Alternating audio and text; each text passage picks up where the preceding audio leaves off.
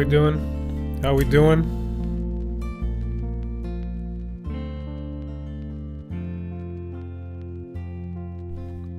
How are we doing? Oh fuck, my bed is musty.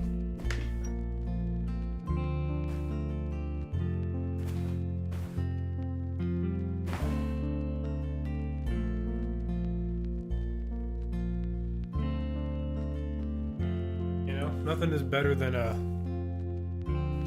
nice made bed, you know? I love a nice made bed, because then you can just hop right into that bitch and go to bed. Just go to bed, man. Fuck. Oh, man. Today was... So the past couple streams, I haven't had anything planned. I think I mentioned this more than once. But, it usually comes to me like on the day. In fact, sometimes it comes to me like within the hour, where I'm like, oh, I could talk about this, and then I'm like, it's all gonna be completely improv. But with that said, I think it needs to be talked about. But for those of you who don't know me, my name is Two Roses. I'm based in Ontario, Canada. I am a lo-fi hip-hop producer, and you can find me on all streaming platforms. I got about 20,000 monthly listeners. It's nothing crazy over here, but I go live on YouTube every Monday around 7:30, 8 o'clock Eastern Standard Time, and we make beats. We talk about producer stuff. We talk about life. Whatever suits, whatever is needed at the moment. So. Today, I want to talk about labels, or more so, things that you should be aware of when you're in the music industry. So, we're gonna talk about the royalties that you get from Spotify, Apple Music. We're gonna talk about publishing royalties that you collect. And then we're going to talk about labels, in particular labels that are in the lo-fi space, because there are a lot, and I think there should be some things that you are aware of, or that you should at least keep in mind when you are thinking of dealing with labels or want to give your music out to a lo-fi label or some sort of record label, because there's one thing that you should take away, is that indie labels could happen at any given point, at any time. You could start an indie label, when I say indie, I mean independent label, could come to fruition at any given time. Okay, so that means you could go to bed tonight, wake up tomorrow, and then someone's like, oh, here's my label that I just published, and like there's that, and that's it. You could just submit your music to that person, and then they'll either scam the fuck out of you, or they will actually publish your stuff, and you'll get a percentage. There'll be some splits with that, right? But you understand that because that is a possibility with indie labels, you got to be careful who you deal with. So we're gonna get into that later on, but I want to talk about just the fundamentals of how we as artists and producers, how we make money, which is through streaming. So I'm gonna change this music because I don't think this is appropriate for what I'm gonna talk about. Let me find, let me just go to my catalog, but I wish I had something that was more like, monotone. This is too cheery for this kind of topic, but, it is what it is.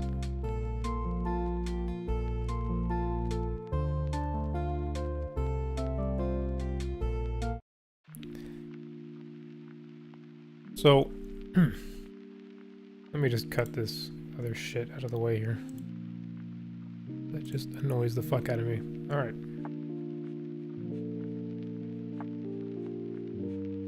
There we go.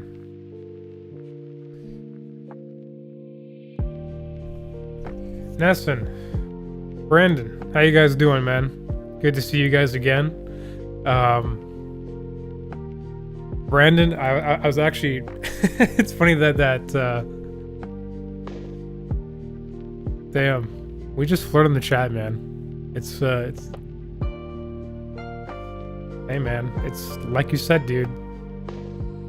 It's, you'd rather be doing this than some foul shenanigan shit, you know what I'm saying? Like, it's always better to hang out with your homies. But if you guys just joined now, the idea of today's topic, and Brandon, I think you'll be able to shed some light on this too, is record labels or indie labels that exist in the lo-fi space and stuff that we gotta look out for, man. Look out for our brothers, because it's like I said earlier, indie labels can spawn at any given point, and you don't know what you're getting yourself into with these people when they just, you know, spawn out of nowhere. Like, appreciate it, guys. Appreciate it. Gotta spread love to the homies. Thank you, guys. Thank you so much. Today's video was really spontaneous. I honestly was just gonna make just music and work on more collabs because I'm trying to finish that shit. But today's like within the past hour, I was like, oh, I'll talk about this, which is the title in the video. So, but yeah, how was your weekends? What'd you guys do?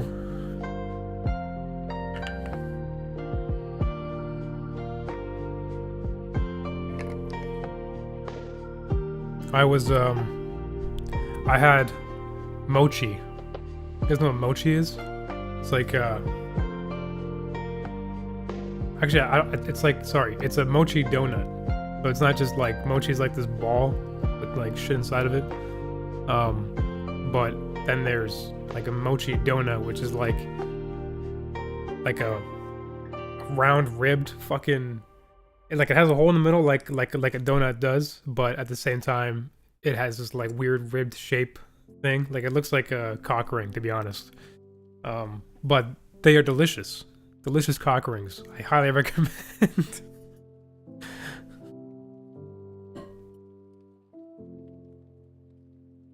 Both my nieces celebrating birthdays, and we went out for my fiance's parents' anniversary to Bayfield. Fiance's parents' anniversary. Oh, nice, nice. Watch the Dune movies. Pretty cool stuff. Yeah, that movie's like 3 hours, isn't it? But like the new one, there's a new one, right?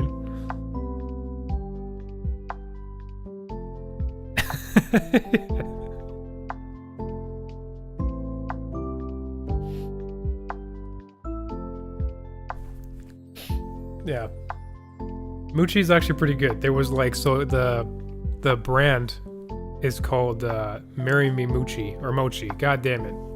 I always say Moochie because it's just, it rolls off the tongue so much better for me. But Marry Me Mochi is the brand. They're in Canada. They're in Toronto, and they got weird kind of like relationship names like Butter Than Your Ex, or oh shit, When Taro Met Coco, which is like a, you know, taro and coconut. Yeah, and they're pretty good. They're pretty good. But yeah, dude, fucking mochi was amazing. Like, I got some with my girlfriend, and like we got a pack of 6, but she was generous enough to let me have the 5. We split 1, and then I had the 5, and yeah, fucking awesome, man. Never tried it before. I never knew about it. It was sick. Both are hella long. Yeah, the Doom movies are long. I never watched them. I saw like the end of the first one. That was... I don't watch movies. I don't know if you guys watch a lot of movies, but I'm not much of a moviegoer.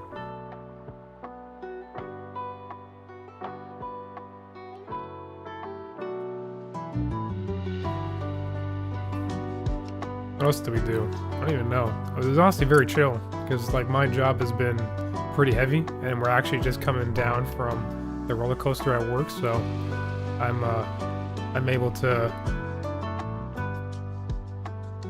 I've just been focusing on just relaxing. Sorry, that's what I wanted to say. Just focus on relaxing. Trying to recoup. I actually finished two collabs, but I actually just want them done. I really just want them done so I can move on with my life. Your goal is to come to Oakville? Brandon, if you come to see me, I'm gonna give you a big old kiss. Big old kiss. And maybe a little tickle behind the ear.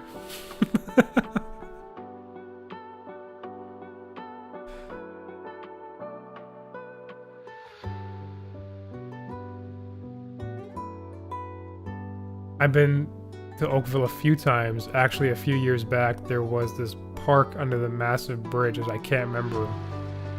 Yeah, it's Lions Valley. Yeah, I think that's the one you're talking about. It's on that main road, and then you kind of turn. There's this church there, and then there's a little bridge that near the parking lot. That's Lions Valley. Spooky place apparently. Like, it used to be a settlement down there back when Oakville, like in the 1800s or some shit like that. It was a settlement down there. And now there's like ghosts in some abandoned cabin that my buddy wants to go to. Actually, I don't know if he wants to go to. He's mentioned it before, like years ago. But it's really fucking weird though. Like, he's told me some fucked up shit. I don't want another. Your mom was the only woman for me. She was the love of my life.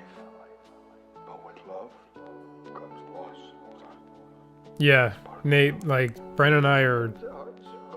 We're pretty close. I mean, 45 minutes is, like, still kind of a drive, but... You know, for a weekend, it'd be pretty awesome.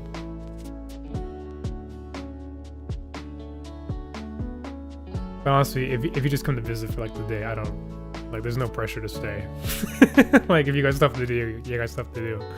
But it's kind of insane that we've been this close, and we talk, and we have not met in person.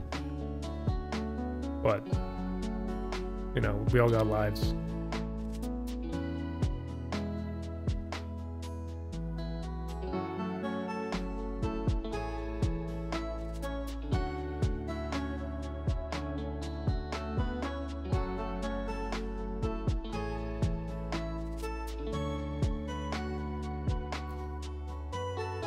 Yeah, so, if it's just you two guys, I mean, I'll still talk about what I want to talk about, but, the reason why I wanted to bring labels up is because, I'm constantly reminded through collaborators and, labels that I have dealt with, how shitty it is, and just the direction that some of us go towards.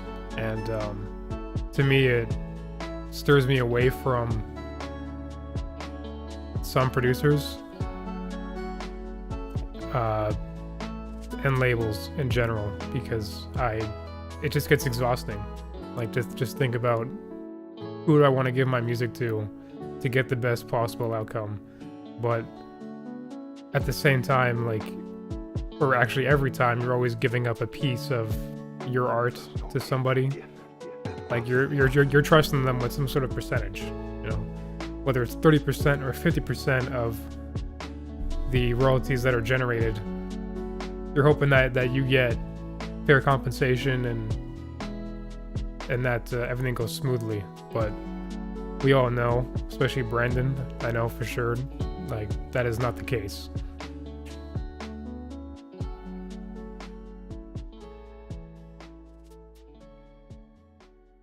Maybe we can go to Osaki to meet up as well. He said he's down to come down sometime.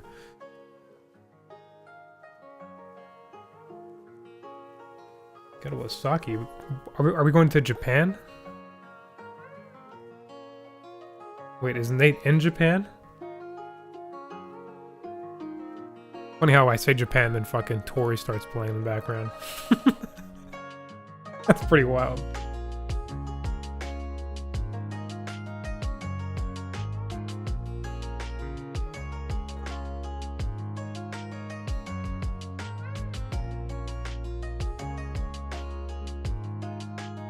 Maybe you can go to, yeah, go to a, we can get Osaki. Wait, is Osaki a dish? Sorry, am I like, you're from Chicago? Oh shit, which what area? Like on the north side? Southwest? Like, I've been to Chicago a few times, man. It's like an hour flight from Toronto. Hour and a half, I think. What the hell is Osaki?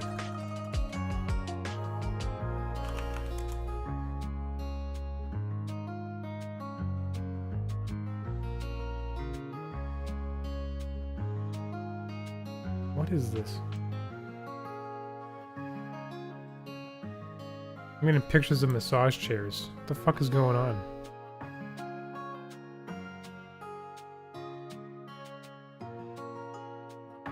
Osaka? Is this a person?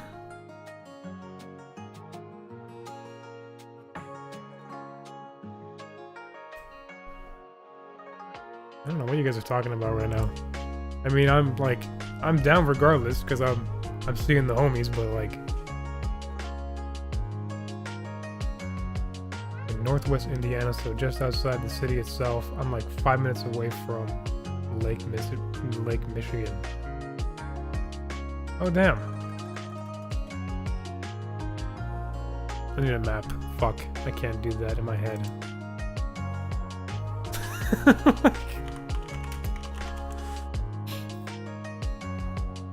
I have literally no idea. Like, I know what you're talking about, Nate, but I can't visually. The fuck is it? Here we go.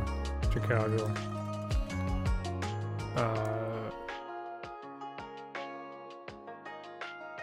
Because I have friends from Chicago that I met through Xbox. Actually, we met playing Overwatch. And I visited them a few times. Where the fuck am I looking right now? This is not even Lake. This is Detroit, Chicago. Boom. Okay.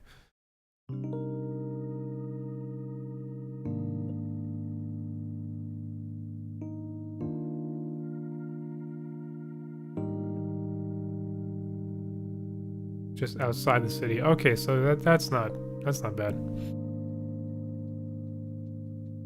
No, I don't know Osaki. Who is Osaki? What is Osaki? How is Osaki? Like, what are you talking about right now?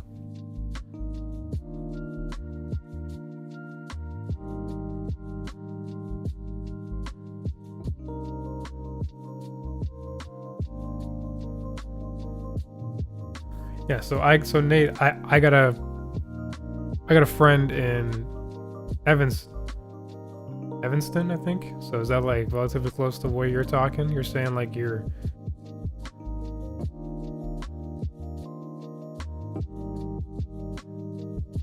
Do you know... Wait, does they know who Osaki is? Like, what the fuck is going on right now?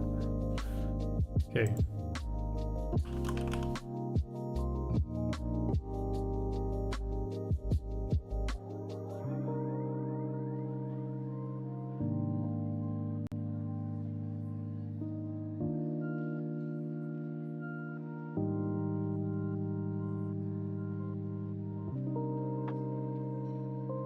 Osaki. Okay, I looked up the name on Spotify in case this is like what you're talking about or who you're talking about.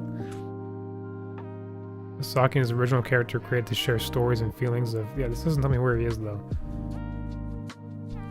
An hour away from you. Okay. Alright. So yeah, you are far then. You're like further than where I've been as far as Chicago is. Because I was hanging out in the southwest side. And then a bit of the north, like one day went up there, mainly to go to the city. But my friends are closer to the southwest side. Still pretty cool. Lots to see. Very, very, very different though, I gotta say. Like, I was well educated in how the hierarchy worked in the US pretty much. Like how they've just divided everything. It's pretty apparent.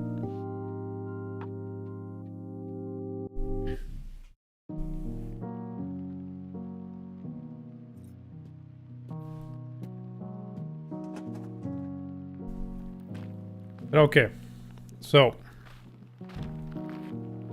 we're talking about record labels and royalties and how do we, like, things that you should just fundamentally know. So I want to talk about two things about royalties. One is that if there's always two pieces of pies that you are going to get from royalties, and that's going to be your streaming royalties from your masters and your mechanical or performance royalties from your publishing rights. So you have your master royalties and then you have your publishing royalties, and they both are happening when your music is streamed. You only collect royalties from your master from your distributors, so such as DistroKid, Amuse, Dashco, those kind of people that distribute. They collect the royalties that came from people playing your master recording.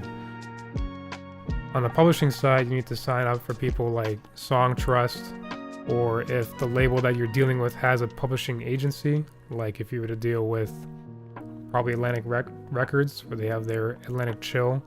I imagine, I don't know because I never worked with them, but I would imagine that they have their own publishing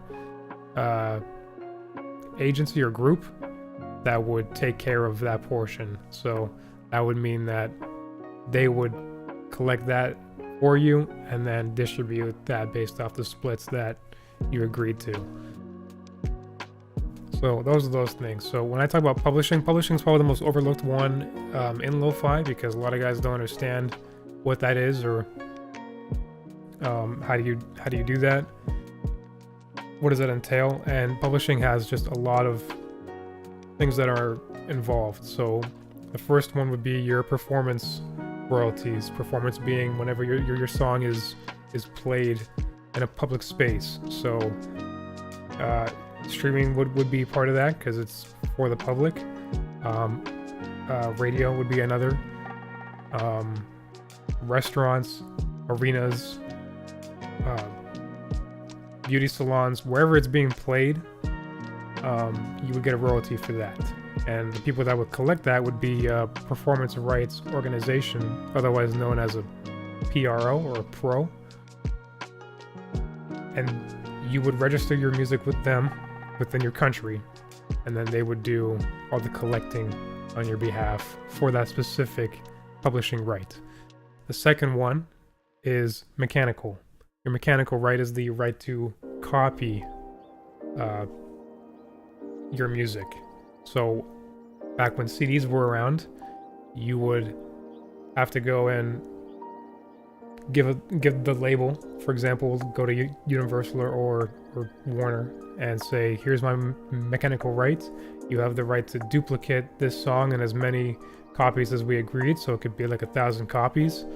And when those copies are sold at HMV or whatever CD store that would sell them, the retail store would get their portion, and then whatever is left would be divided between you and the label, theoretically.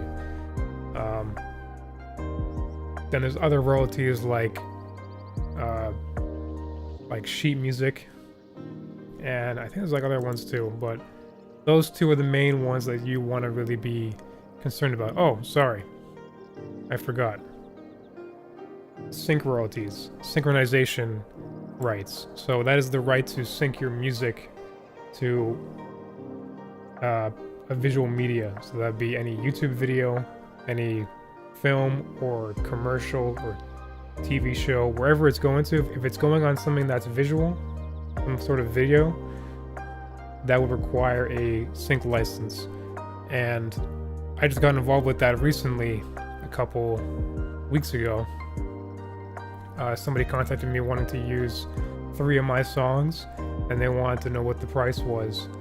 And there's more to it than just price when you're doing sync. You want to figure out how long is the term going to last for this agreement. So you could say you could have these 3 songs for the year, and then if you want it for the following years, they would have to pay you again for the same amount. So there's that. Then there's also, the price itself. And the price when it comes to sync, if you're going to do it yourself, is you got to figure out, based off the demand or the popularity of the songs that they're asking for, what would you justify it as? So if in the case of mine, if there's 3 songs and one of them had better numbers or better stats versus others, then I would price that one higher versus the ones that don't get as much attention. This is all obviously subjective. You can decide how you price it regardless. You could just say $100 flat, or you could say, this is, $20 for this one, 30 for that one, and 50 for the other. Regardless, the total that you want, and based off the client and what their audience is going to be as well. Who are they? It's different than just some Joe Blow with his YouTube channel versus Warner asking to use your music, or some celebrity or whatever, so you got to play that into consideration as well.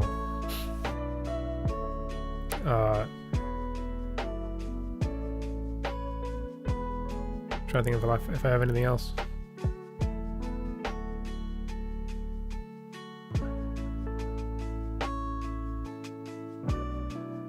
If you guys have any questions, please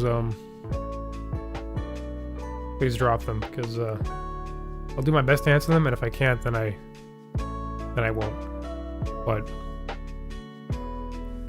I remember when I wrote my contract, I made it indefinite, so it was in perpetuity, so they would pay me once, and then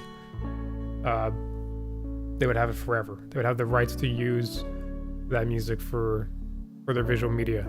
Now the thing is, when you make these contracts, it's per project.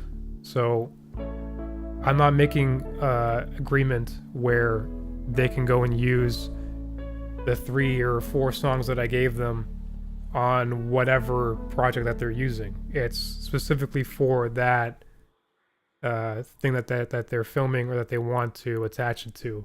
So if it's for a film, right, it's not going to be for let's say it's a film for Bruce Springsteen.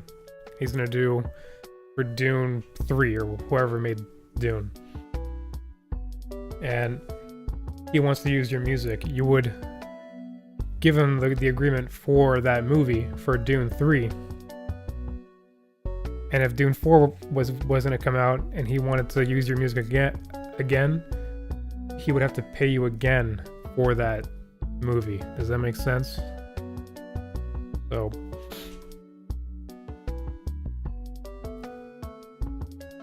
sync is a very complex thing, but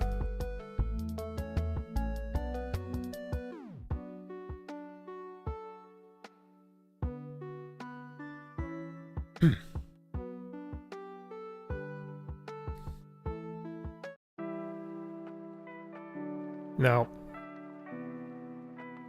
I think the one thing that all of us can relate to as lo-fi producers is labels. Labels is probably the most convoluted thing for producers to get into, because if, like I said earlier in the stream, a lot of them are independent.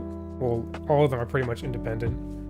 The only time it wouldn't be is if you were dealing with sub labels that were for lo-fi. The only one that I can think of is Atlantic Chill, correlating with Atlantic Records. So that would be the only time where that would be, with one of the three majors, Warner, Sony, or Universal. And actually, I don't even know who owns Atlantic Records. Fucking learned this shit in school.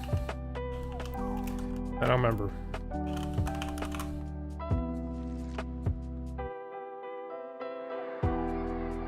Warner. So Warner Music owns Atlantic Records, and Atlantic Records has Atlantic Chill. So, that's like one of the key things is if you're not dealing with Atlantic Records, you're probably dealing with some independent record labels. So we have like Salad Days Records, there's Purity label, there's Low Pills, fucking you name it. There's so many independent labels that exist. And when you're getting into this, when you're getting into the business side of lo-fi or just music in general, this is where shit can just blow out of proportion and you start making really stupid decisions. Because if you don't understand how you make money, and then you just go and make this deal because you see that they get lots of plays, because you know that you need streams to make money. And they'll give you a contract and they'll say, it's a 50-50 split for streaming royalties, and then it's 75-35. That math out? Yeah, so it's like 70-30 for any sync or performance or mechanical royalties. And to the novice, he'll just be like, yep, whatever. Like, you guys have 100,000 fucking followers on your playlists. I don't care. I just want to be on this playlist because I'm going to get lots of streams. Stupidest thing you can do. Stupidest thing you can do. Because you don't understand. You have to understand the business. You have to understand how you get your money first before you start talking to these people. And even though I knew this information from school, I still fucked up. I still messed up. Because I had that kind of mentality when I was dealing with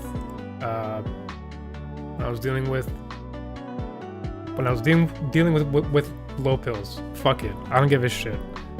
I'll call him out right now. I fucking hate Low Pills. If I could get my music off of Low Pills, I would. I would say, terminate our fucking contract and don't ever fucking deal with me ever again. I don't want to see this shit. I don't care about the numbers. I don't care about the money. Keep the money that you've already made, because I don't want it. I'd rather just cut ties completely, because that was dealing with that label was the realizing moment that where I basically learned the hard way. They give out statements biannually. Sorry, is that correct? Sorry, no. They give out statements every 6 months.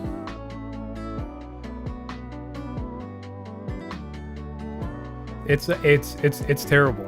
Imagine you getting paid from a label twice a month. Sorry, twice a year. You get a statement in January, and then you'll get a statement 6 months from then, and you won't get a dime unless you make 100 euros in royalties. And the split was, oh my god, the split was, it was 70-30. It was 70-30, and it was with a collaborator. So that 30 divided in half is 15%. So each of the artists get 15% of the 100% just from one pie, just from the streaming. Never mind the publishing side of things that I haven't even got into yet. I think for sync it was even worse. I think it was like 80-20 or some shit like that. But I can't remember, so don't take my word for that. But regardless, streaming, like the deal was 70-30, and I was like, at that time I'm like, yeah, okay, fine, whatever. Like there was something in my gut that told me not to do that shit, but man, I did it anyway because I saw the number on their playlists, and like by extension, yeah, my numbers did shoot up. I did end up getting a fuck ton of plays on that track, but it amounts to nothing because I only get a statement twice a year. Like, it's ridiculous, man. And that's why, like, when I feel so bad for every artist that gets signed under that label, because that's the same thing that they're gonna get. So, and honestly, like just today, I don't want to get too personal and like just start like, you know, dropping names, but I don't like it when I'm collaborating with people and they're like, yo, the song's almost done. I want to send it to this label because they get lots of plays. That irks me, man. I hate that shit. Because they get lots of plays. Are you fucking kidding me? Like, what are we achieving here? That's not my goal. My goal isn't just to get plays. I'm trying to get fucking fans, man. I'm trying to get people to know me. I'm trying to grow as a person and by extension an artist, so people realize who I am and what I'm about. That shit pisses me off, man. If your goal is to just get plays, you know, again, like nothing wrong with that. Go off. But I'll be over here trying to get people to recognize my face.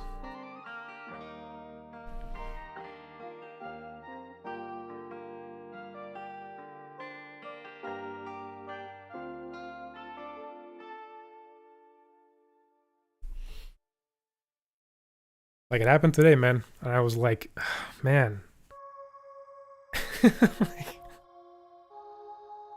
I really, it just bothers the fuck out of me.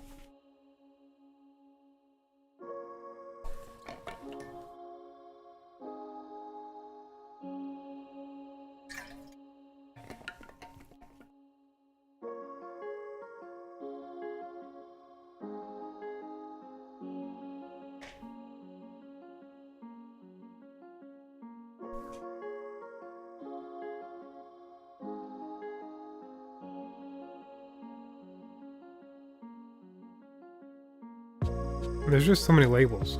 Like, there literally is so many. Like, you don't realize how much there are until like people just start like dropping names of like, oh, I submitted it to this label, or I submitted it to that label. Like, these are collaborators, right? Like, just doing their thing. And I'm not even gonna blame people that just submit, because they're submitting with good intentions. Like, nobody is trying to, no one that I'm collaborating with is trying to screw me over, because it's not the artist. It's the label.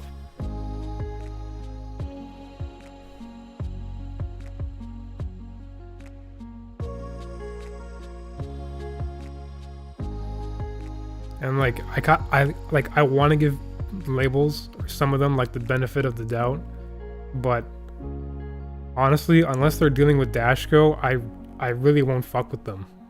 I really won't. Because I know what Dashko is, and I know that how they pay,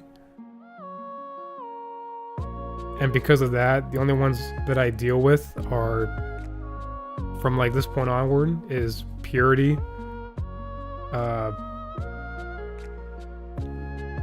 Jesus, is it just Purity? It might just be Purity. I can't remember now. Fresh Goodies is a good label. Kind Brew is another good one. Sleep Tales is a great one. I hope that Sleep Tales expands their catalog to not just be, you know, sleep stuff, because there's a huge market and they already have a good following, so I think they should branch, you know. Nate, I do feel like the amount of labels is getting pretty oversaturated these last few months. Yeah, dude. It definitely is. Like, you could, on Instagram, you can click on, when you click on a profile, and it shows, like, whether they're a musician, or a producer, or a record label. You can click on record label, and then it will show you all the relative, accounts that have that same title, and usually it shows things that are relative to lo-fi. I'm not sure how the algorithm figures that out, but I tried it once and it showed Kind Brew, like it showed labels I didn't follow, and it will, you'll see that there's like there's just a stupid amount, because anybody could wake up tomorrow and literally create a website or an Instagram page and just say, I'm a lo-fi label. You know? It's not that hard. Whether you'll make any money out of it for you or the label owner is to be determined, but like anybody could do it. It's not that hard.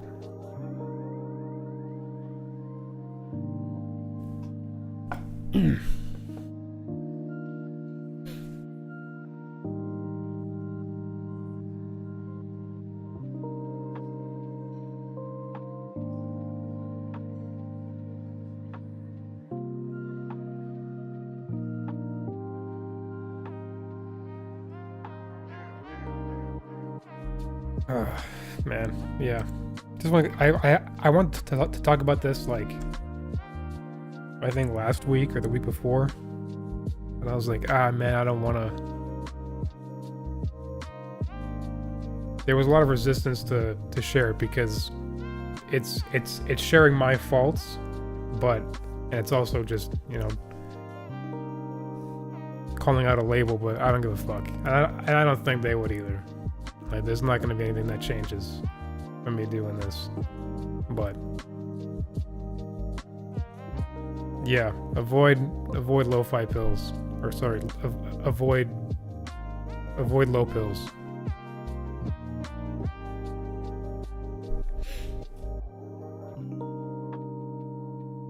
Because you can see all the numbers at any given point, but that doesn't mean that they're making money. Doesn't mean shit.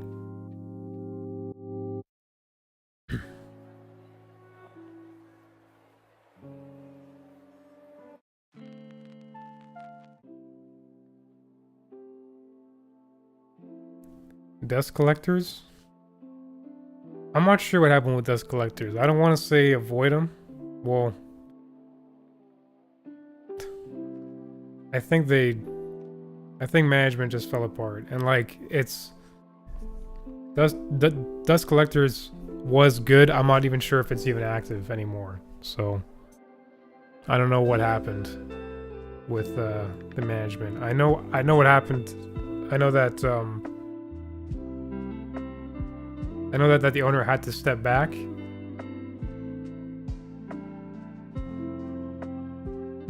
Had an awful experience with them when I tried releasing an EP through them a year or so ago. Yeah, I'm not sure when the change happened though, so how long am I streaming for? I don't know, maybe till like 9:30. 9:30. I mean, I'm still talking about labels and yeah, just.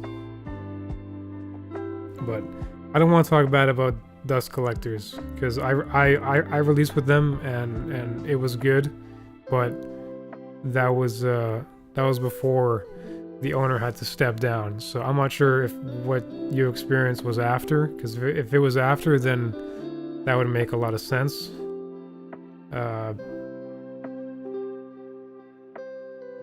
But it was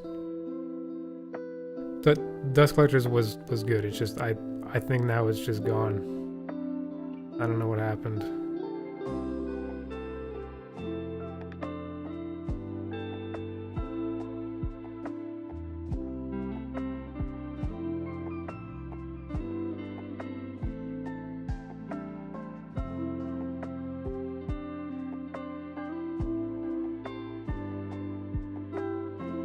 Yeah, it was definitely after. I released once before with them, and it was great.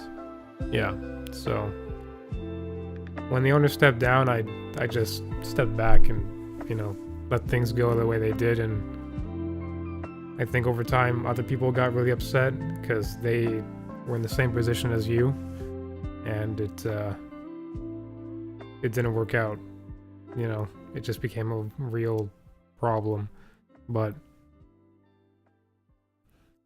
there was health issues with the owner, so I'm not gonna patronize the label for that. It's just life.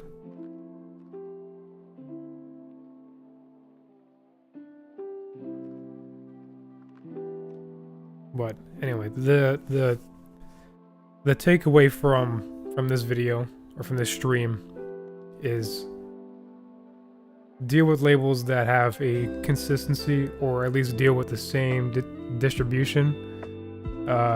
If they give you contracts, read them. It sounds silly to say, but you gotta read that stuff. And if you don't know what you're reading, spend the extra bucks to get a lawyer, and specifically a entertainment lawyer. Brandon, if you need an entertainment lawyer, like if you ever need that kind of stuff, let me know. I do know one. When I went to school, I had a business class where we actually sat with a entertainment lawyer, and I bite myself every day for not paying attention during that class, because I was like 19 at the time. But knowing what I know now and what I experienced, I wish I could have dug deeper into what he knew, because I literally was sitting with a lawyer for free. I mean, minus the tuition, but for free. But if you don't know what the deal says, or if you really want to understand what's happening, or if this is a good deal, get a lawyer.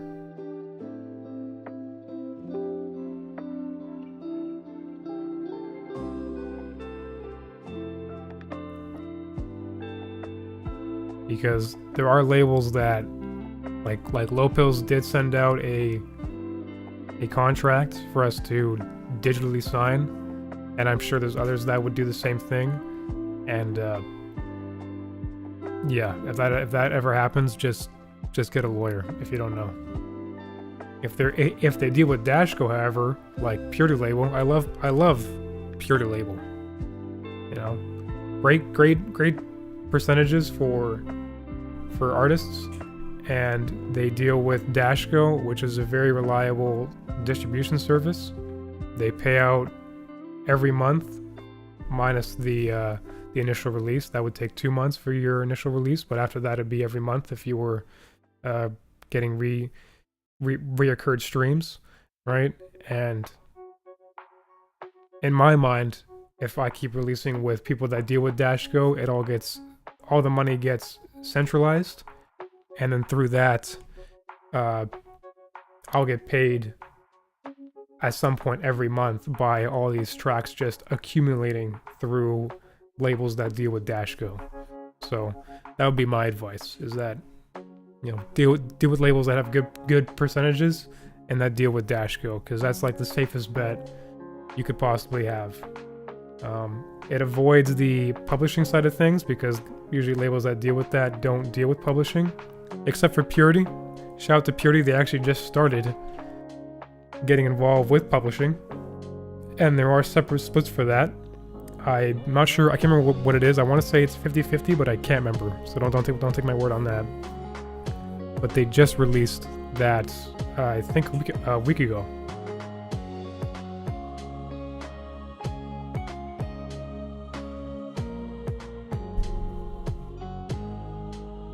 What song is this?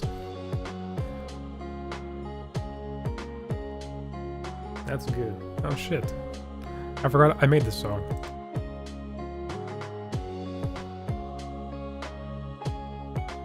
We love Pure Label. Yes, we do. This is a non-sponsored live stream for Purity Label.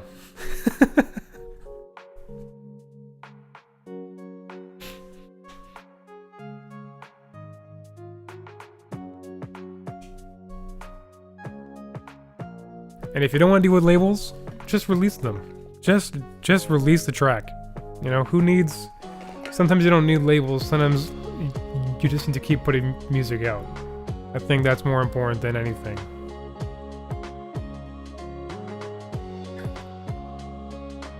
Because in my previous videos, where I've talked about making content or talking to a camera, you're going to have more flexibility or more room for creativity when you just have a plethora of songs that are already out. And if you have like an idea where it involves a certain mood, you could just go through the catalog of stuff that you've put out and just select, you know, that song. It could have been released 5 years ago, but who gives a shit? Because the point is that if the content is good, then that could blow up, and then people go and check you out, and they see, you know, you got 100 tracks, even 50 tracks. You know, you got at least 3 hours worth of music that they could listen to. And I think that's better than just gonna go and give it to some label and give up 30 or 50% of your work.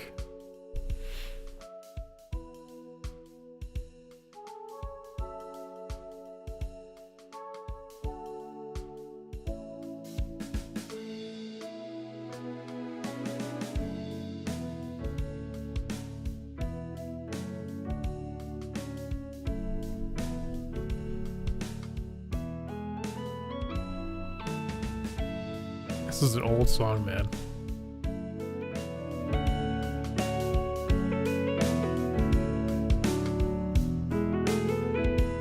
Year 20 is this song.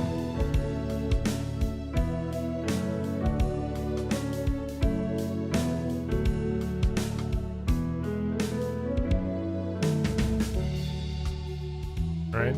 Year 20. God damn. This song came out, I believe, in 2020? Maybe? I don't remember now.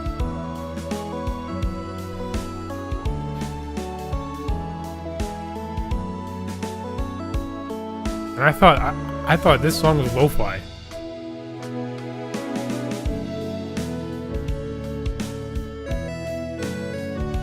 (2019).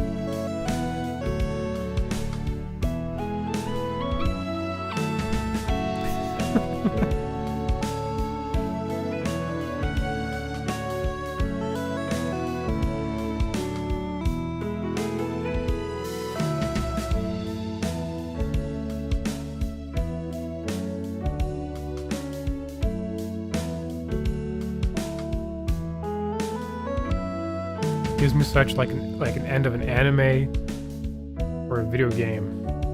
Nice.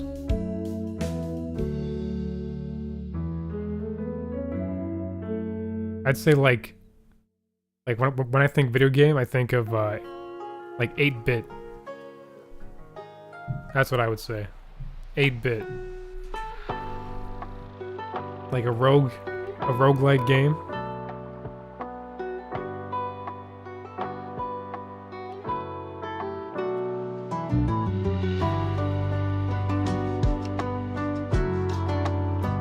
Like that hey you did it feeling.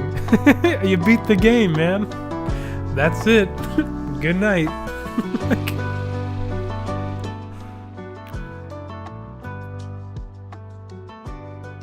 The game is dead ass like, you did it, you know, damn.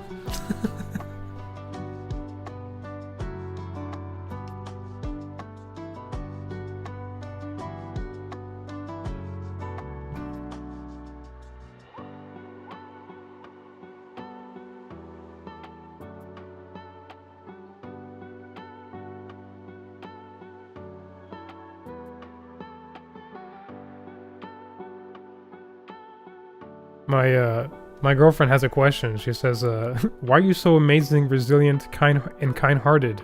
And how on earth did I get so lucky to get to hear your voice every Monday because you show up when you say you do? Shit. Shit. Oh, fuck. I don't know. I don't know. I have no idea.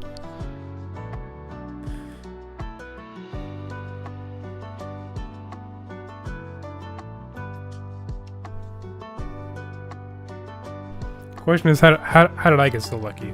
That's what I think. You guys don't know her, but if you did, you'd be like, damn, man. You're like, shit. She's so nice.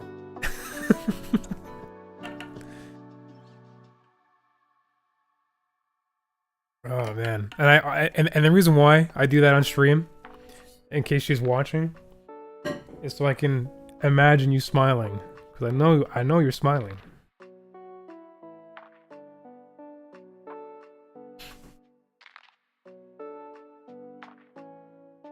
Because I blush when I read them, and I'm like, she's gonna blush even harder when I call her out on stream.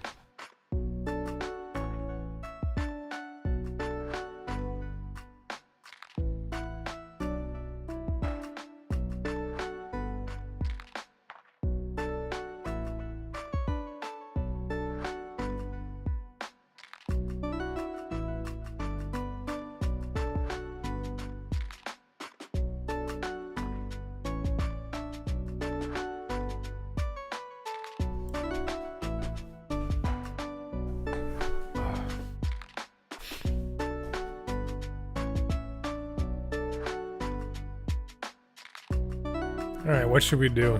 We go like maybe half an hour? So you and I, if we were married, example, okay? Or do I just want to I want to give you what you need. get myself situated for tomorrow? Still got another collab to finish? I'll have a hard time finding one like that these days. You think so? And, I don't know. Lightning could strike. yeah, I don't know. I really got nothing else to say. I'm kind of like just pooped. It was a busy day today. Just lots of lugging around at my job. So 9 hours of hustling, you know. So, and honestly, because of that, it makes it hard for me to want to stream. Like, it's always like an hour before I have to stream, and I'm like, I don't want to do this. This is gonna be hard. Like, what am I gonna talk about?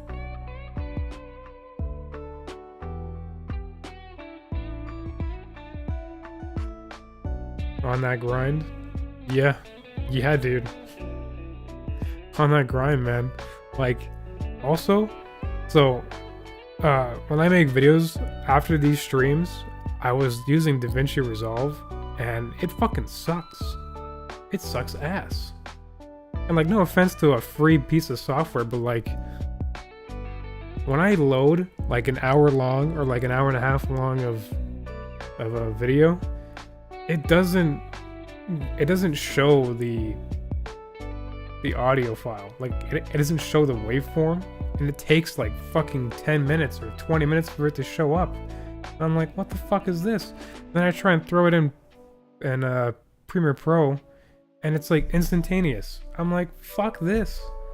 I'm using Premiere. Like, who wants to wait 20 minutes just to see a waveform? Like, it's already embedded in the file, but fucking DaVinci is like, nah, I'm gonna take a nap. I'm gonna sleep for a bit, and then I'll get back to you.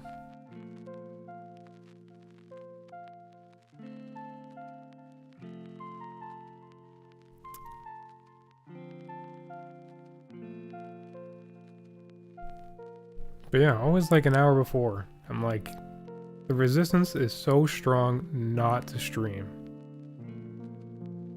I don't know if you saw, but like Kalen Ellis, he decided to stop making beat videos. He tweeted that. I'm like, damn, no more beat videos? They were motivation for me. Like, I got ideas from that. I mean, I got ideas from multiple people that do beat videos, but I mean, if he's tired from it, he's tired from it. What are you gonna do? That was literally his reason. He's like, I'm tired of beat videos. I'm like, or no, he didn't say that for verbatim. He's like, I stopped doing beat videos because I'm tired.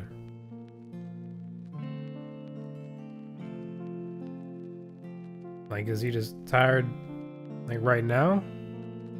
Like, is he gonna get back into it, or is he going to just stop altogether? Because he streams as well. He's probably still streaming right now. He and I stream at the same time. I think Mad Keys does too. Two guys that I follow and two guys that I appreciate a lot for the content that they put out. And the authenticity, especially Mad Keys, like, I mean, sorry, they're both authentic, but I think I gravitate towards Mad Keys because he's just more like, he's kind of more quiet like me, so I can kind of relate to that. Whereas Kalen Ellis is like, whoa, oh shit, like he's amped when he like does something crazy, which by means, like, it is fucking crazy, it is nuts. But Mad Keys is just like, he just pulls out his piano and he's just like, oh, up here, oh shit, and like, but he's just like, you know, and I'm like, yeah, man, I feel that, I love that. And then when he talks, he's like very, very soft spoken, and yeah, dude, like, I would love to sit in a room with him and just like pick his brain. But then when I think about picking brains, I freeze. I'm like, I don't know what to ask you. Like, we're just two bros hanging out.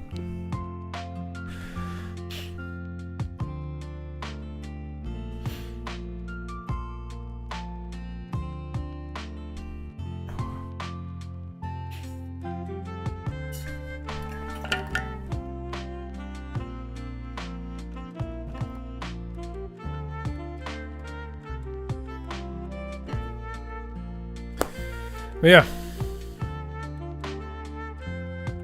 I don't know, man. I think I'm done. Like, I'm kind of tired. I want to play a video game. Actually, do you think that'd be a good idea? Would it be a good idea to play a video game on stream? Like, if I don't feel like making music, is that like counterintuitive to what I want to do?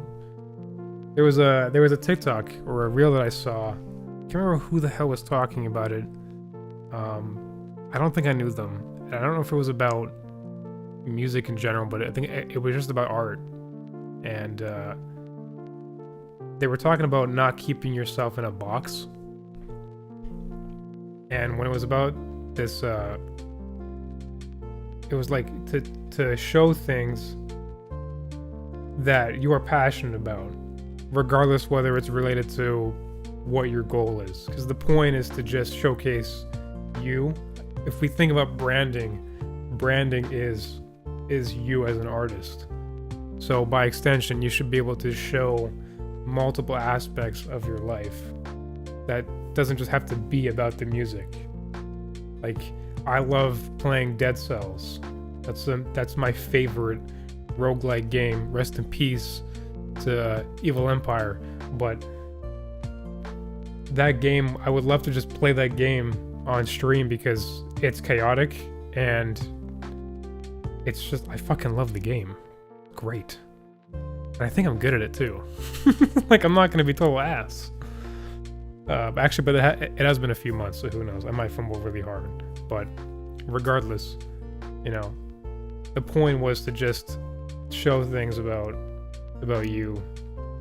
And if something that you were passionate about outside of music got a lot of attention or a lot of views or whatever, then they would check you out, realize you make music, you know, see the music, bada bing, bada boom, you know. I think it was Nick D. Fuck, I think it was Nick. That's who it was. I think it was Nick D. Oh my god, this is another guy I've been watching for a while as well.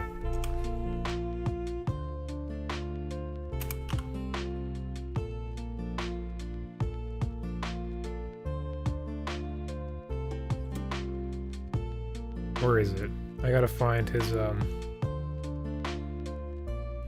shit. What is it? It's Nick D. I don't even know, man. Ah, shit. What's his YouTube account?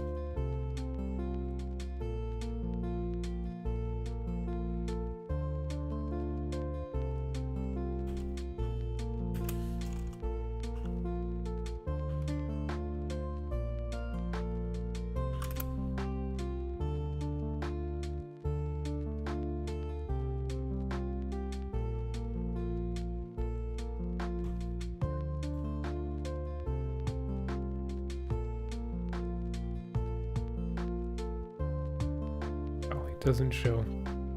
I can't remember it. I can't remember what the I follow him too though, so it should be here. Where is it? Hold on a second. I'm subscribed. I subscribe to. Fuck it.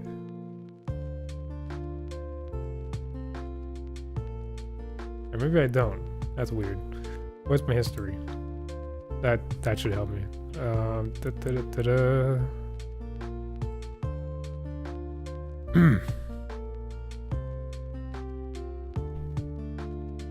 Yeah, this page.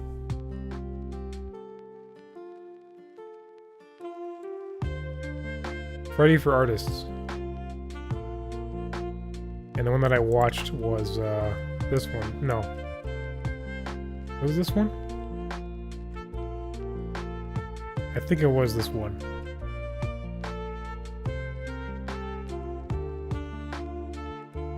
But he basically talks about like everything that I've talked about, where it's like self-releasing, outputting your stuff to like more frequently, making content. Like it all stems from watching him, and I was watching him like before the new year. I was literally into. I watched a couple of his videos, and I was like, "Fuck." He's right. He has a book too that I want to get at some point, but I don't want to overwhelm myself with books. I think his book is called "You Don't Want It Bad Enough," and that's actually one of his top 7 revenue streams. Is that book, which I think is pretty cool. But yeah, I have.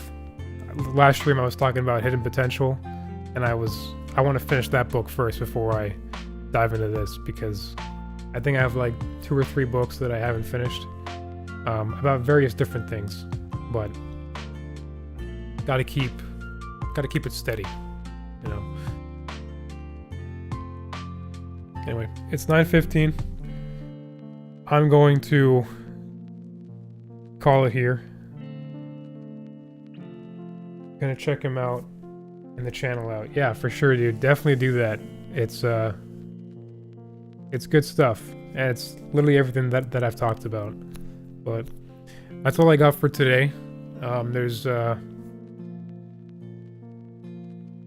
lot that I unfolded here, and you know, I am gonna clip some of this stuff, and it's gonna be probably pretty.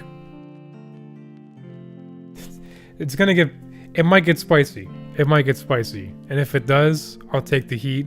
You know, if people will start shitting on me for whatever reason they come up with, you know, whatever, I can't control that. But talking about labels was probably the biggest thing that I wanted to mention for the past couple of weeks, and I'm glad it's off my chest. Because we deserve the best outcome for our music, and if you can't find a good outcome with a label, then just release it yourself. Thank you, Nate. I appreciate you, brother. one thing I want to do is start collaborating locally. I've had friends who don't make lo-fi. They're just like really good pianists or producers, and they've gone to me and be like, yo, like, I know that I'm busy or that we're busy, but like I really want to collab. And I even went to a house party a few weeks ago, and they were there, and they were mentioning about my stream, and then they mentioned about how, you know, they want to collab at some point again, and I'm like, fuck, man, like I do, because we made music and it was great, and it's just a different vibe when someone's sitting in the room with you, and I miss that, and I want to get into that. But in my mind, I'm like, I can't do that yet until I finish what has to be finished right now. And there's also admin work that I want to do. I want to switch distribution companies. I want to go from, I was trying to get into Dashco, but I'm not sure if that's going to happen. So I might go to Amuse, because DistroKid isn't really it, and I've been advised by some producer friends to step away from them, so I'm like, you know what, yeah, I probably will. So there's gonna be a whole transfer process with all my shit to the new one, and then at that point I'll schedule the release for new stuff, but all in due time. I can recommend Identity Music. Is that, let me look that up.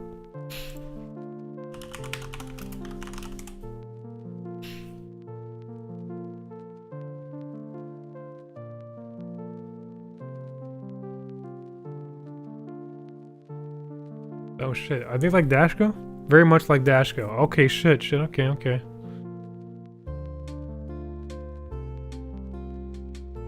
Damn. Label services, oh shit, okay. Do they show who they have? Testimonials. Retro Jungle Records, isn't that?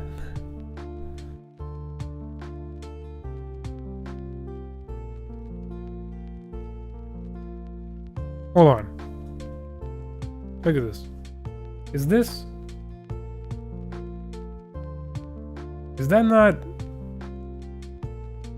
like Retro Jungle is like that record?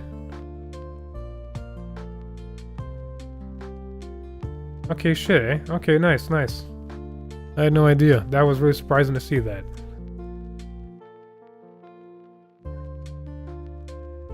Deadfish, Tim North. Ravi.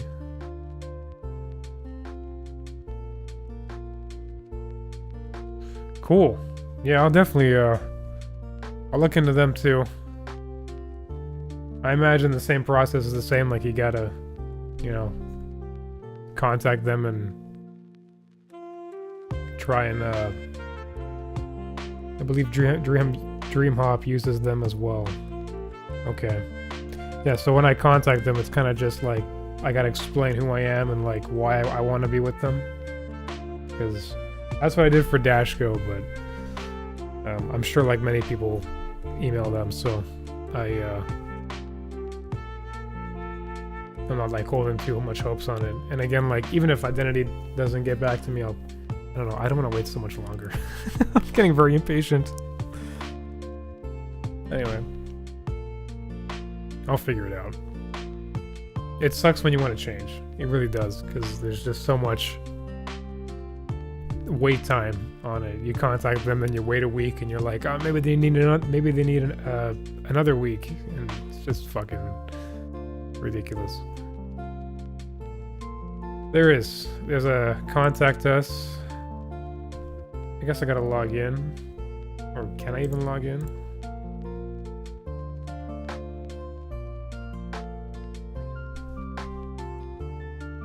I want to create an account. Alright, well, fuck it, let's do it.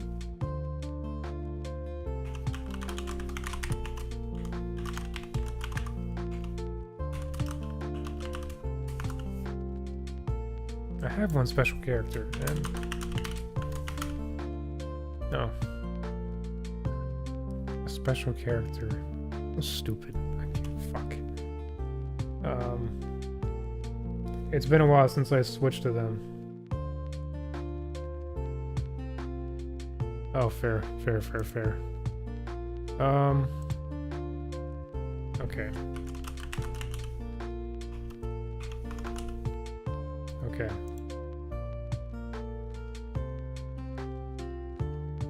Enter artist name. 2 roses. Cool.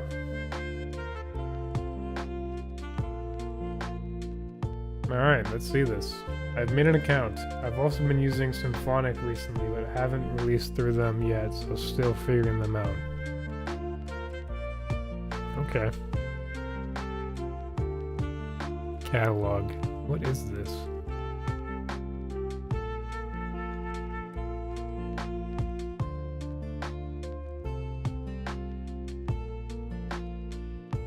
Oh, well, shit. I mean, you make the account, but then create a track? Oh. Wait, I can just create a...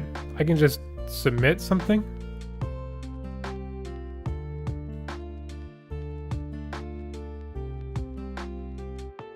Upload cover art? Yeah, it's like... Can I just do that? Look at this. Like, I can just start adding? This is... I thought I had to, like... Damn. Release. USPC. Catalog ID. Copyright. Damn.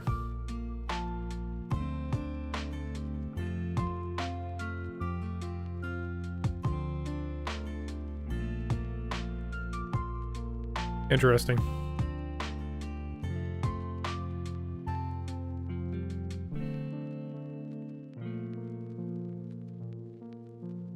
Maybe.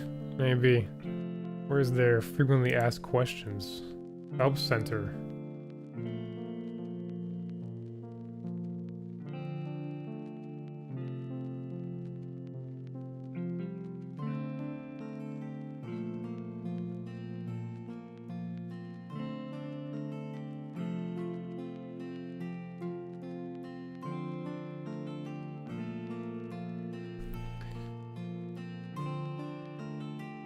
Do you have the plug?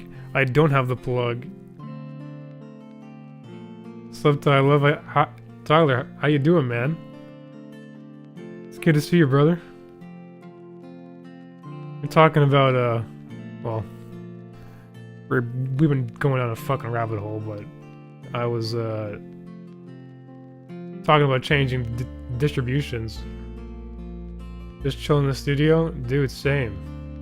Literally me right now.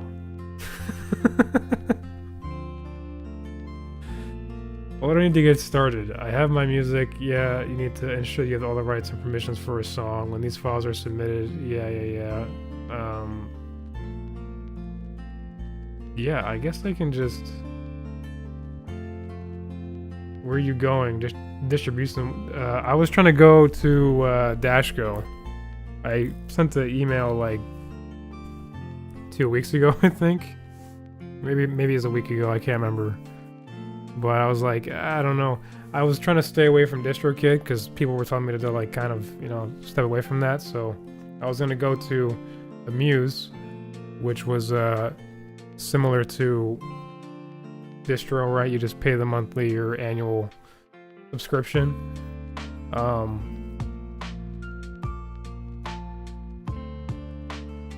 Oh shit, thank you, man. Holy shit. Yeah, thank you. Damn. Okay, shit, that's awesome.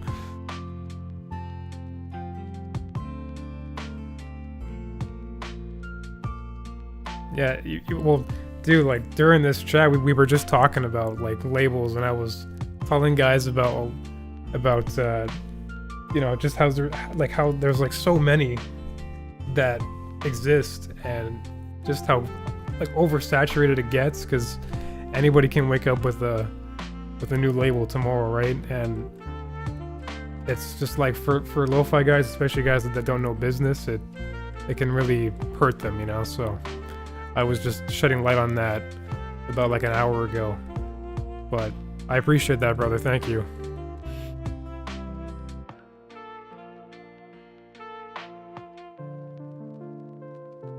And then Nate was talking about identity because they were similar to Dashco, and then I just made the account, but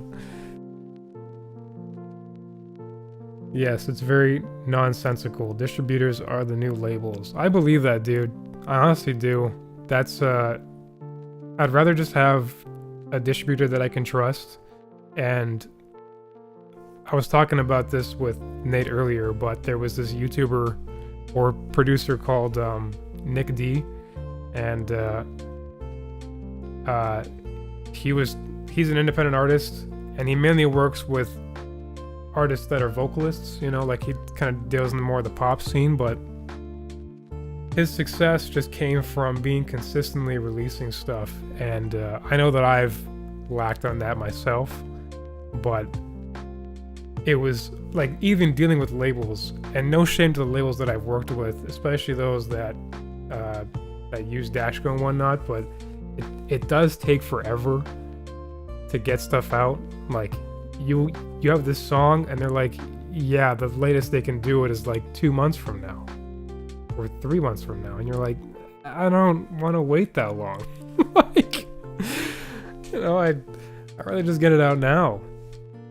And what Nick D was saying was like, if you just put music out consistently, even if it's gonna be dead with streams, the idea is that you have this catalog of music to then put music out. Sorry, you have this catalog of music that you can make content with. Like you have this idea in your head of some type of mood or aesthetic, and when you have like a plethora of music to choose from your Spotify or Apple Music or whatever, then you can use that to your advantage, even if the song was out 5 years ago. Because if the content that you made blows up, then they will go and check you out, and then they realize, holy shit, this guy has like 100 tracks to his name. Like, I'm gonna stay here for like 2-3 hours, you know?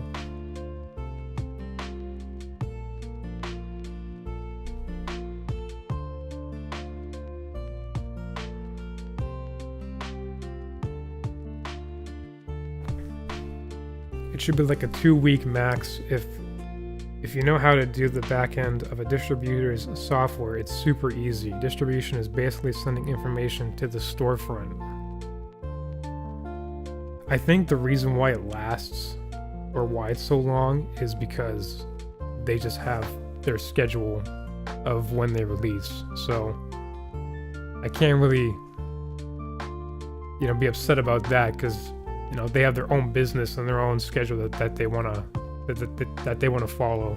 So, you know, if I wanted something to be out at a certain time, then I'd have to plan that ahead, or at least keep that in mind when I'm thinking about dealing with labels. But I mean, when you self-release it, I could be like, I could finish a song tonight and then say it comes out this Friday, or maybe the next Friday. Because the other thing that you can't take advantage with labels is the Friday. You know, you like, some of them will just do Tuesdays, Thursdays, or Fridays, or they'll do Monday, Wednesday, Friday. And if you get the Monday and the Wednesday, it's kind of like, it kind of sucks, because you don't get that release radar where your followers are gonna see that.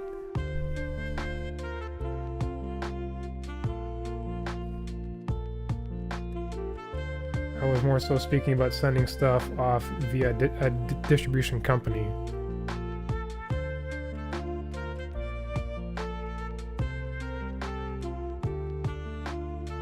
Yeah, I'm really like on now you're like really making me think. Labels is definitely different. I was more speaking about sending stuff off via a distribution company.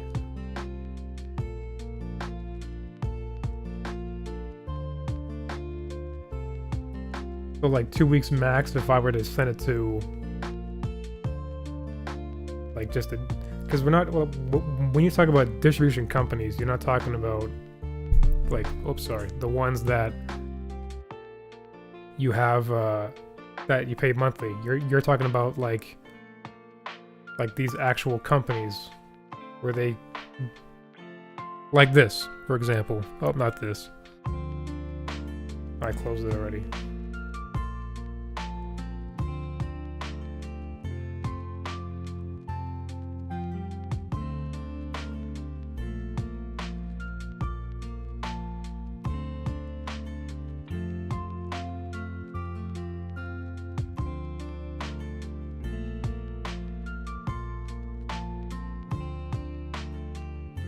Really?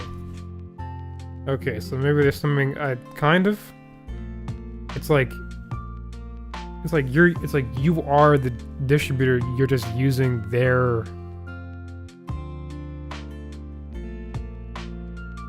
you might be on a different channel. Bro, you might have like different access. You got some VIP thingy. Damn. Like you're just using their software. Is that not just their website though? Or is that like, are they giving you some like access codes? Like, type in this 4-digit pin. Welcome to the, welcome to the back end. Like,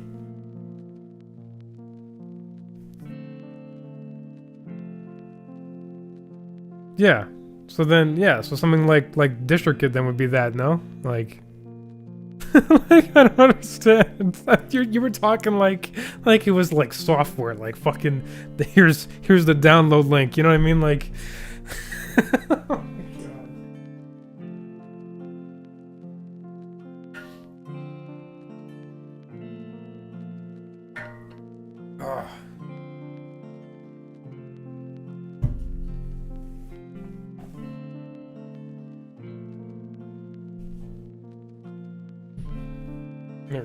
Like the reason why I was looking at Dashco is just because like it's more of a service, you know, like it's not so much I give them the. I mean, I don't even know because I've only worked with labels that work with Dashco, and then all I get is my login to look at analytics, you know. So I don't. Yeah, and I don't know why DistroKid takes so long. And it's like, yeah, maybe that is just them, I don't know, because Amuse has like different tiers. It's like they have the free one, then there's the artist, and then a pro version, and the pro one, like you could get it out in like 2 fucking days, I think, if you wanted. And that kind of blew my mind because I never did research about other distributors. So no, I don't upload to Dashcode myself. I go through a label that works with them. That's how that works.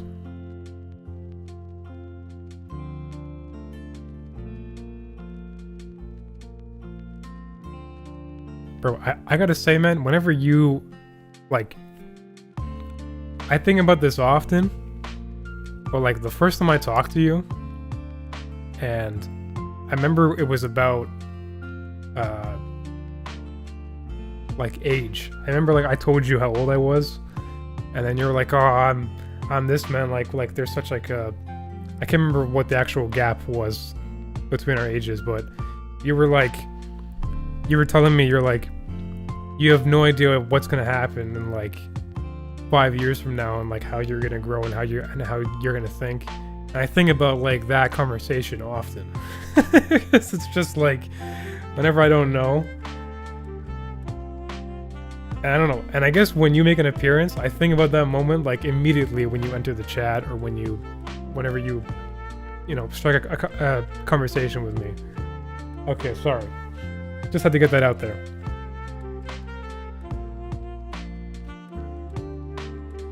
Okay, yeah. So once I have my agreement, yeah. Okay, fair. Because that's what Brandon was telling me. Brandon's a friend of mine in Canada. He lives like 45 minutes away from me. Yeah, same goes for Identity Music, which was weird. So I made the account on Identity Music, and then I could immediately start releasing without really knowing what the fucking deal was. Like, it didn't even, maybe I gotta look at that, but regardless, if I can get into Dashco, that'd be more ideal for me personally, because my work is already there, and I'd rather just have it all accumulate there.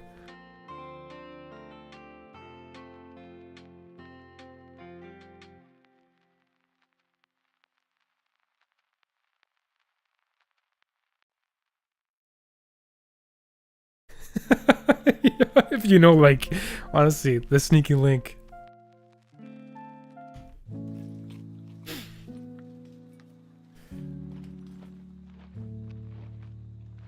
It's always nice hanging with you and glad to be here. I ultimately think that all of label slash distribution doesn't matter if you have an inside plug at Spotify or Apple Music. Oh, 100%, dude. 100%. Payola never went away. Like,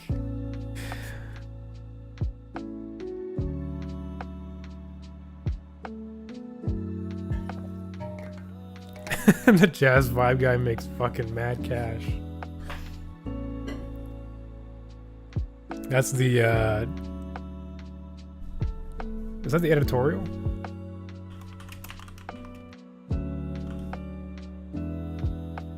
Jazz vibes. Like,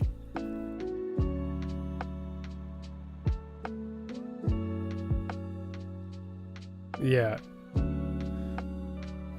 Is it still happening, or it's like just random those like random labels are still there? Is that still a thing? I don't really watch or even keep up with news like that. I'm too focused on myself.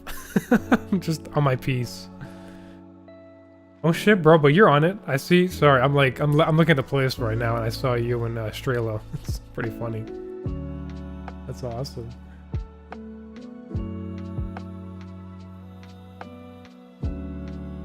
There are random people with plugs. Yeah.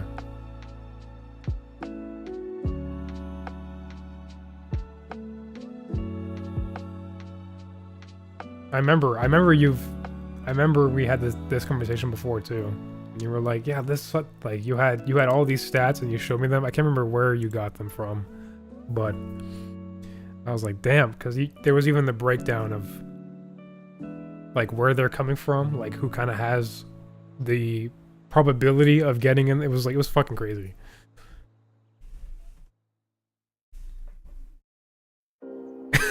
Deep in the backend analytics, the mystery can be solved. Detective Ty.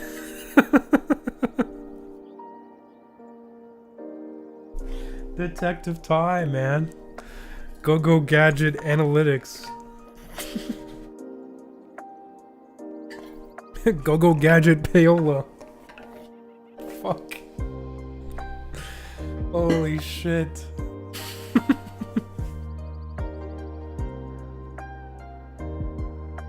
That's so fucking funny.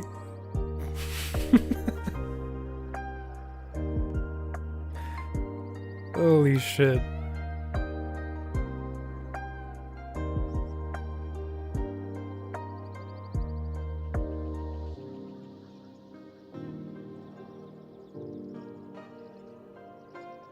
The future will be owning your music, and there will be a distribution at some point of Spotify and Apple Music. I put my tinfoil hat on when I get here, by the way. Yeah. Dude, because it's getting kind of shady. It's getting kind of weird, especially on the Spotify end of things, where Napster's still around. Really? Actually, no. Yeah, I think I did know that. But they didn't. And Web3 is isn't Web3 shit. Oh my god.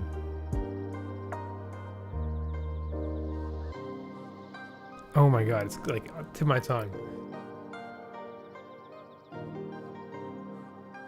The Ethereum network? Oh shit, it is. Yeah, sorry, that's what Web3 is. It's a fucking crypto. Oh my god. Bro, now if we get into crypto, man, I'm gonna be gone. I'm not even gonna be able to comprehend, you know. fuck, there's no way I can. I've tried like multiple times to get into crypto, and it always confuses the shit out of me. And like honestly, I feel like I just lose money. Like I just constantly don't know what I'm doing. It just sits there.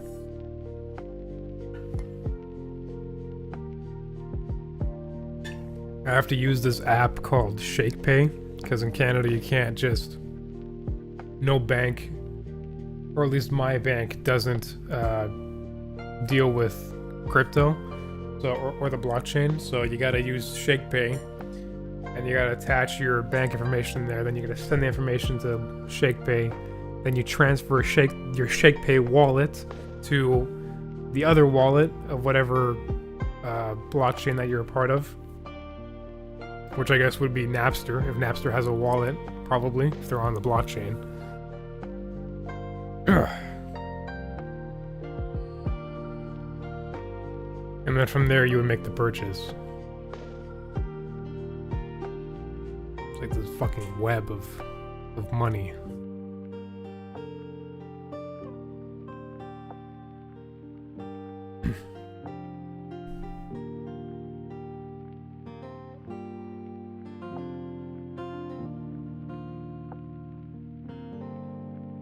Broy? No, I don't. Who is he?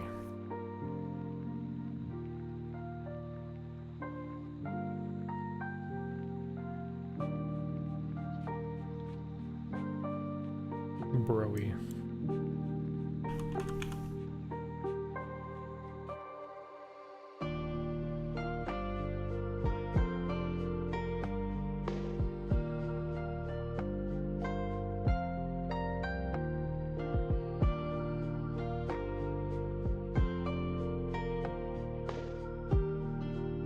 A guiding light into direct ownership away from the streaming overlords.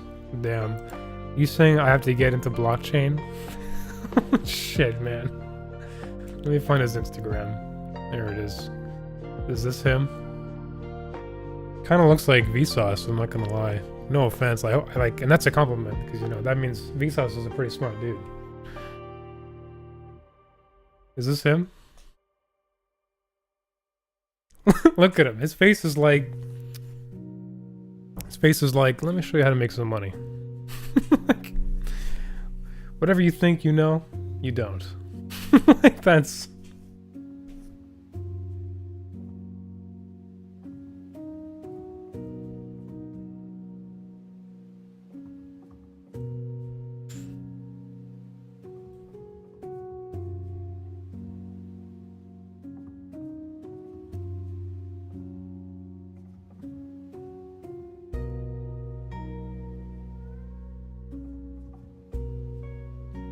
Oh shit, he did an interview with Chilled Samples. Alright, bro. Have a good night, man. Thank you for everything, too. Thank you.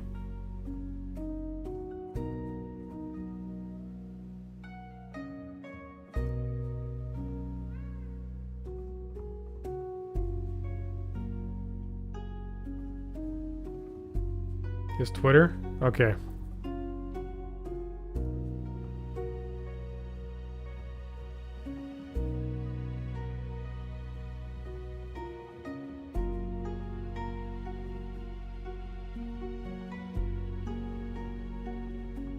Alright. I'll check that out. And I man, so nerve-wracking to get into blockchain again, but I'll do some digging on Broy, see what's up. And yeah, dude, thanks again. Alright, it's 9:46. I'm gonna head out. This has been very enlightening, honestly. Got shit off my chest and got to learn some stuff. Catch up with old friends, you know, this is good. It's good stuff. Alright guys, thank you guys for tuning in. Every Monday around 7:30, 8 o'clock, I'll be live. So until next time, this is Two Roses, and I'll see you around.